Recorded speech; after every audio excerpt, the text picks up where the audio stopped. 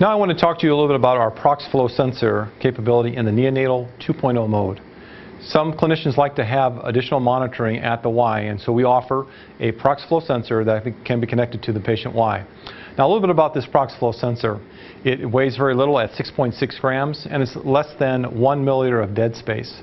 This Proximal sensor is actually calibrated when the short self-test is done. So if you need to ever change the Proximal sensor, you don't have to redo the SST. You can just hot swap the sensor out. It's just really a plug and play. The other additional information is that there's constant purges that are going on to remove that water from the circuit line, but you can also go in and you can do a manual purge, and I'll show you how that is done. If for some reason you decide to pull the Proximal sensor out, you can do that at any given time, and once again, under the same screen, you can turn off the Proximal sensor.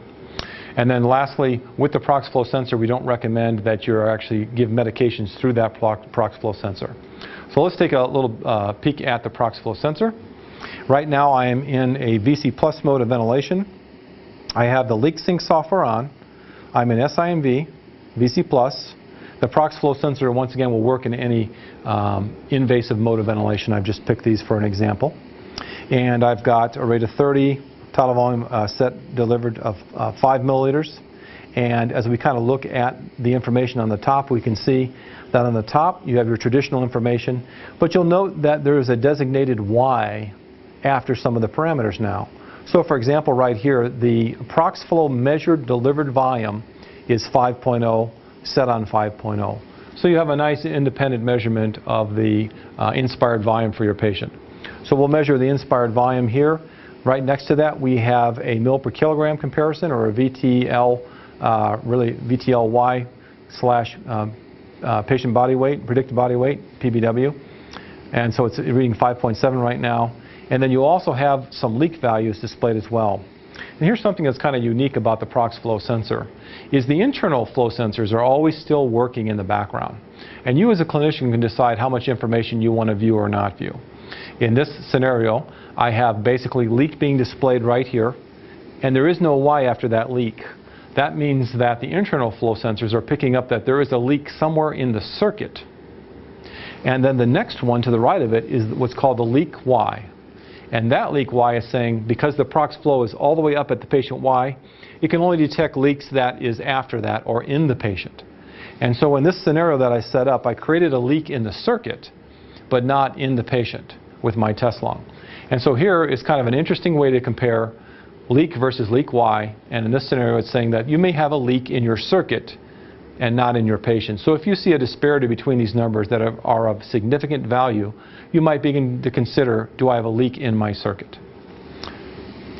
So the prox flow once again will display other pieces of information such as that percent leak. Right now we have an 87% leak, and you also have the C20/C that we talked about in the neonatal portion. Now I want to go in and kind of show you some of the settings on here. If we go under the wrench, we can touch the wrench, and then we go under options, we can touch options, and you have a couple of things you can do here. Right now for prox flow, I can start a manual purge, and it'll do a manual purge. When a manual purge is done, you'll kind of see the graphics change a little bit, that's for sure. It kind of looks white on there. And so right now it's doing a manual purge. Just a second, it'll be done with that. Purges are done during exhalation, so it doesn't affect the inspired volume. The other option I have is I can actually turn the Proximal sensor off, and so right up here it is enabled, but I can also disable it by simply touching that and pressing accept. For right now I'm going to go ahead and leave it on, so I'm just going to cancel out of that screen. So the Proximal sensor, once again, is an accessory that you can use, and if there should be any problems with the Proximal sensor, you may get some specific alarms around that. For example, I'm going to go ahead and disconnect the Proximal sensor just to simulate an alarm. And we got prox flow inoperative. So once again, look in the manual for other associated alarms associated with the Proximal sensor. But once again, it can be a nice addition to improving the graphics displays and giving you real-time measurements at the patient Y. So the Proximal sensor is a nice addition to help improving the graphics, as well as giving you other pieces of information that might be helpful in managing the patient. For further information, please consult the operator's manual.